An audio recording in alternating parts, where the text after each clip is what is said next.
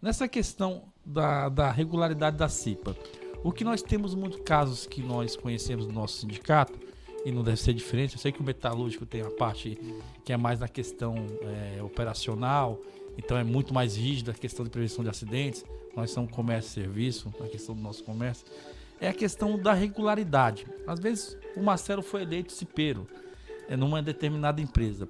Ele tem um calendário de reuniões, ele tem algum relatório mensal que ele é obrigado a fazer conforme as regras, porque às vezes o cara é eleito e você chega em determinada empresa nem sabe quem é um cipeiro, porque o cara não é atuante. Então ele tem essa rotina, ele tem que colocar no mural, tem que dar publicidade nas reuniões mensais da CIPA, ou não é obrigatório, ele está eleito e espera lá a coisa acontecer? Não, a dinâmica da CIPA tem um calendário que começa lá no edital, convocando, avisando que vai ter eleição, convocando os trabalhadores para quem quiser se candidatar, dá lá o seu nome, ele precisa receber um recibo, a partir dali que ele se inscreveu, a partir dali ele tem estabilidade até o final do processo eleitoral. Se ele foi eleito, ele tem aí 1 ano de mandato, durante esse período ele tem estabilidade e mais 1 ano pós-mandato ele tem estabilidade. No ato da posse dos membros da CIPA, precisa ter o calendário anual de reuniões ordinárias e nesse meio pode haver também as reuniões extraordinárias, aí essa sim é de acordo com a necessidade. Aí voltando com relação àquela pergunta anterior que você falou da brigada, a brigada é totalmente indicada pela empresa e tem outro conceito que é combater princípios de incêndio, basicamente. Princípio, quando é incêndio, aí é com bombeiro. Tá certo, então você que bota a brigada aí, diz que é CIPA aí, toma cuidado aí que a coisa não funciona assim. E o cipeiro que foi eleito aí, para deixar bem claro aí, tem um calendário sim, ele tem na primeira reunião, tirar um calendário anual, né, e deixar para o público, ao trabalhador, porque geralmente é ali onde se discute os problemas preventivos ou até acidentes que aconteceram infelizmente, para poder fazer uma prevenção para não acontecer mais. Marcelo, eu tenho uma grande dúvida, e aconteceu conosco, estou dando casos reais, é na questão da eleição da CIPA em si. Às vezes essa eleição ela é feita no RH, em algumas empresas, e na hora que fecha lá o horário da eleição, é escrutinado pelo próprio RH, não tem a presença dos candidatos. Como que seria esse processo de eleitoral? Tem alguma regulamentação? Que eu até presenciei empresas terceirizadas fazendo eleição de CIPA e simplesmente acabava a urna, levava a urna embora e depois mandava o relatório. Tem alguma coisa assim, uma clareza para quem vai concorrer a CIPA ou teve essa situação na empresa que ficou sabendo o resultado depois? A questão do TSE aqui da CIPA. Tá, vamos lá.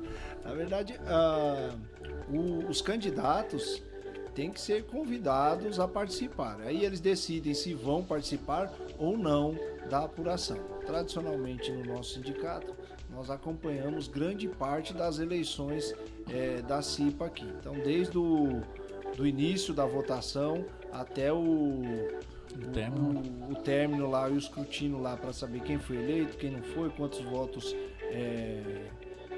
obtiveram os candidatos lá, quantos votos nulos, brancos, a gente tradicionalmente acompanha. Mas nesse formato, para dar maior clareza possível do que está acontecendo ali e dar a garantia de que aquele processo foi um processo extremamente legal. Tanto faz como eletrônico como manualmente? As duas são válidas? Que tem empresas que fazem eletrônica.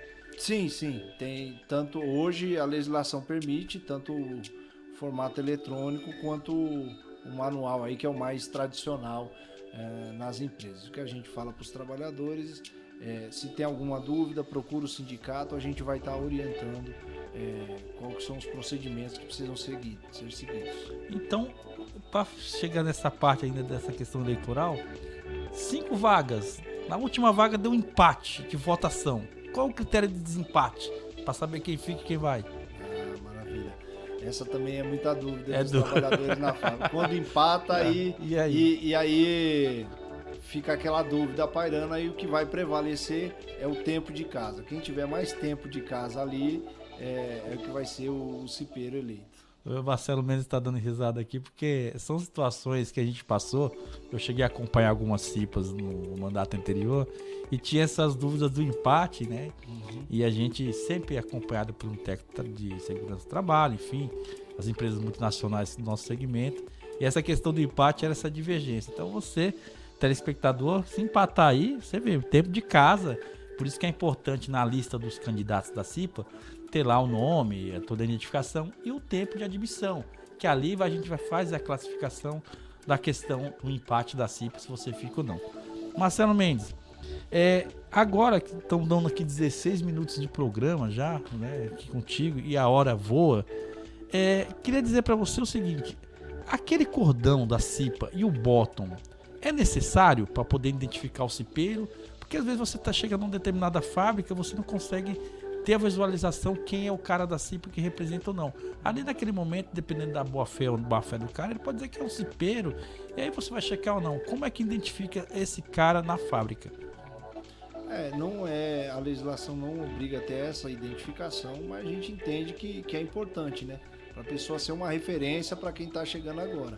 Na integração é importante que a integração desse trabalhador, dessa trabalhadora, seja informado que existe a CIPA, o que é a CIPA e como ele vai identificar um cipeiro ali para quem ele pode consultar ou relatar alguma situação de risco aí.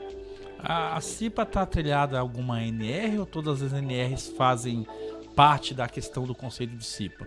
As norma regulamentadora, tá, gente? NR.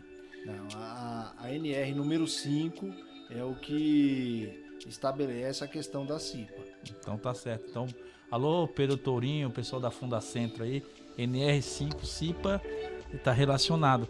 Há alguma questão de mudança, melhoria que você vê nessa questão das CIPAs no futuro? Nem que não seja prevista agora, mas que na sua visão do dia a dia, que você trabalha nesse segmento, no seu... temos que melhorar isso, aquilo. Você tem alguma sugestão para deixar aqui registrado no nosso podcast?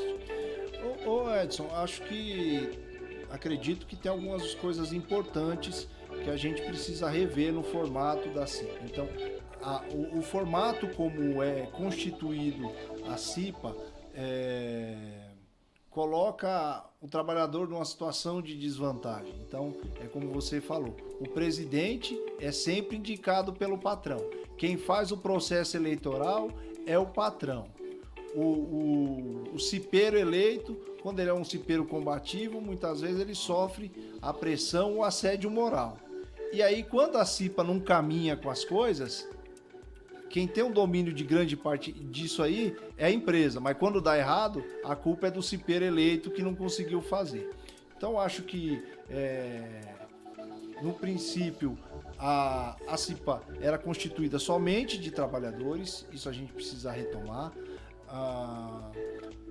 Limite de mandatos, eu não vejo a necessidade, porque os trabalhadores, se eles veem que quem eles elegeram como representantes dele não está atuando, eles mesmos não vão votar nele. Então não precisa ter essa questão de limite de mandatos. Eu entendo que são essas questões principais. E um mandato, eu acho que de um ano só é muito pouco para o trabalhador eleito cipeiro entender como é a dinâmica da CIPA. Ele vai ter que começar a absorver mais informações com relação aos riscos do ambiente de trabalho, o processo de trabalho que ele tá ali inserido e fazer com que começar a mexer com documentação, que não é o habitual o dia a dia muitas vezes do trabalhador. Então é a ata, então tem que se prestar atenção naquela vírgula para ver se o que ele falou foi colocado da forma que ele falou também, né? E agora também na NR, uma coisa importante que foi que ingressou é que a ata da CIPA precisa ser colocado no quadro de aviso para que todos os trabalhadores acompanhem o trabalho da CIPA.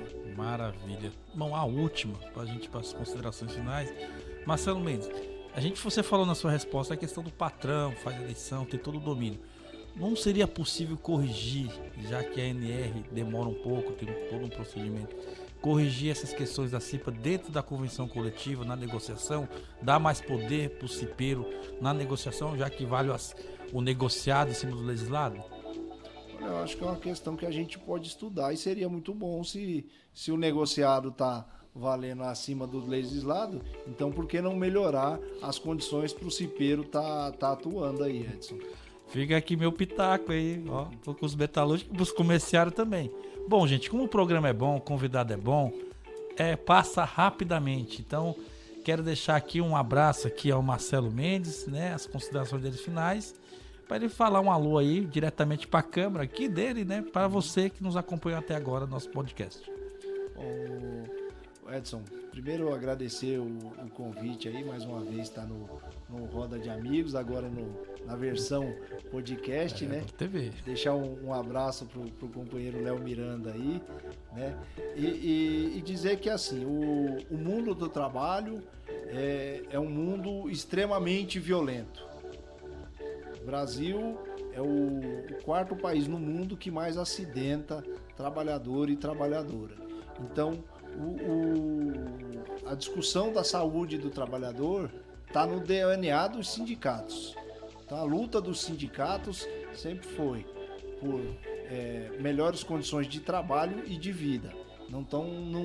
É uma coisa que não tem como dissociar do sindicato. A luta por saúde do trabalhador e trabalhadora é uma coisa inerente que a gente tem que levar muito a sério. Os dados muitas vezes são maquiados, há uma subnotificação muito grande e a gente tem que mudar essa realidade de violência no mundo do trabalho que está colocada para os trabalhadores e para as trabalhadoras aqui no Brasil.